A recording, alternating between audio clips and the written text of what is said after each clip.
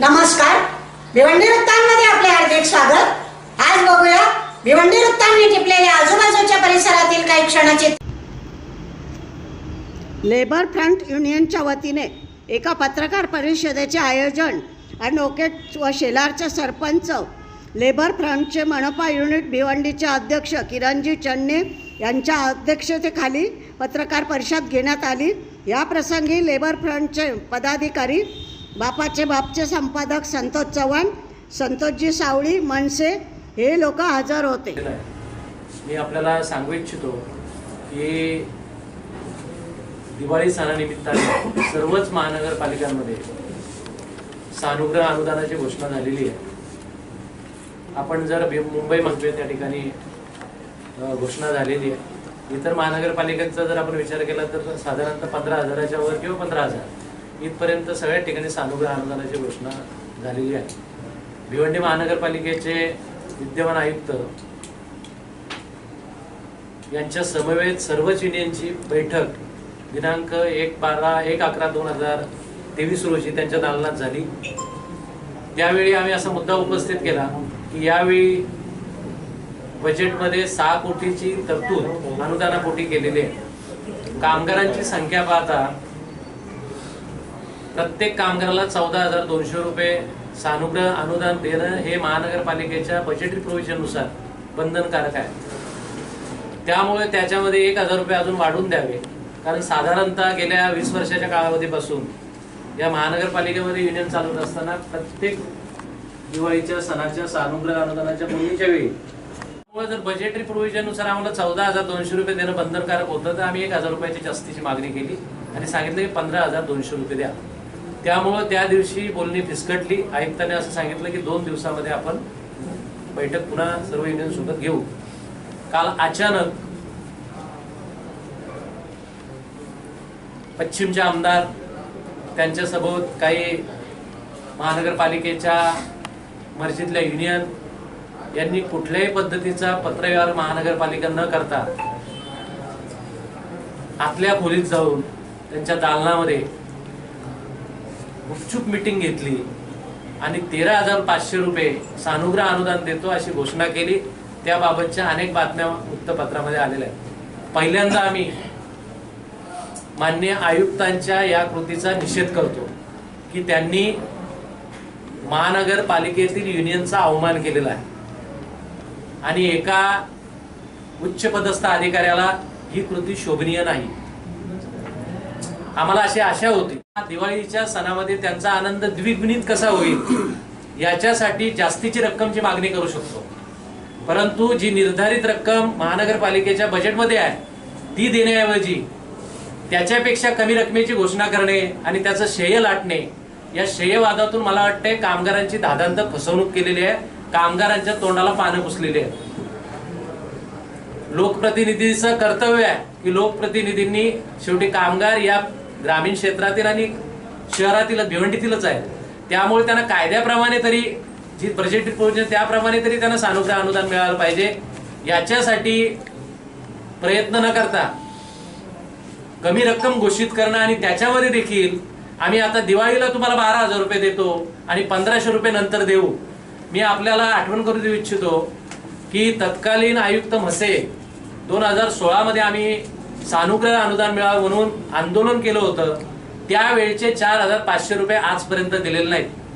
म्हणून मला असं वाटतं की महानगरपालिकेच्या आयुक्तांनी आणि संबंधित जे कोणी आहेत त्यांनी कामगारांना चॉकलेट देण्याचं काम केलेलं आहे।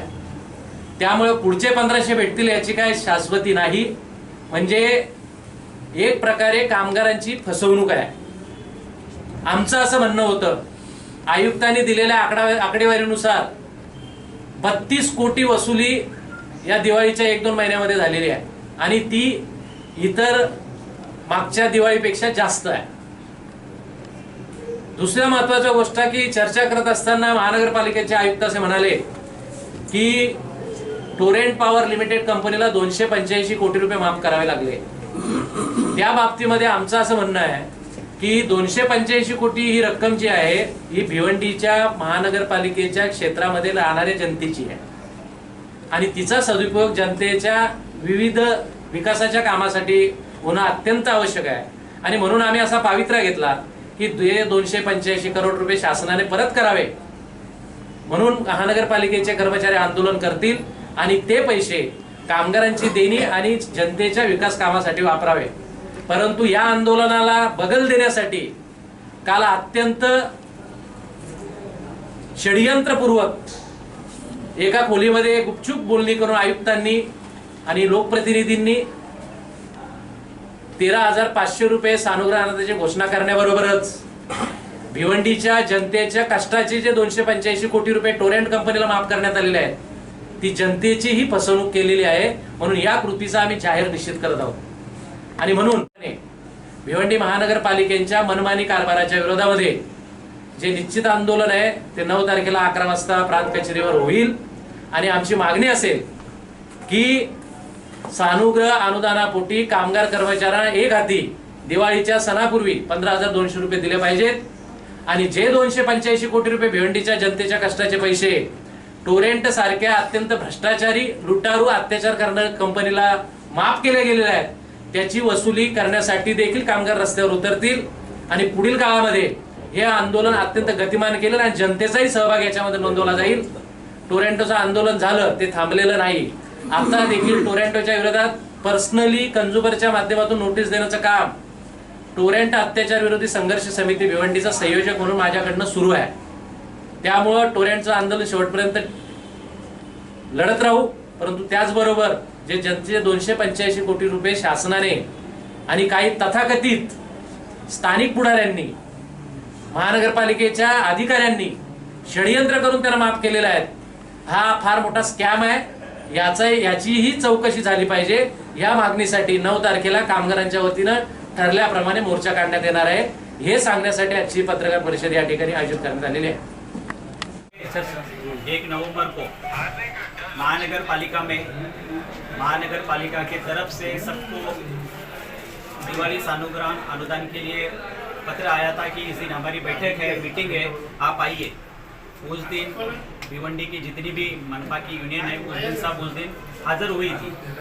और जब ये मीटिंग चल रही थी, मीटिंग में जब बोनस की बात मतलब सानुग्रह अनुदान की बात आई, तब सब यूनियन का एक ही मत हुआ था कि 15,200 इतने हमको इस साल के लिए दिवाली सानुग्रह अनुदान चाहिए.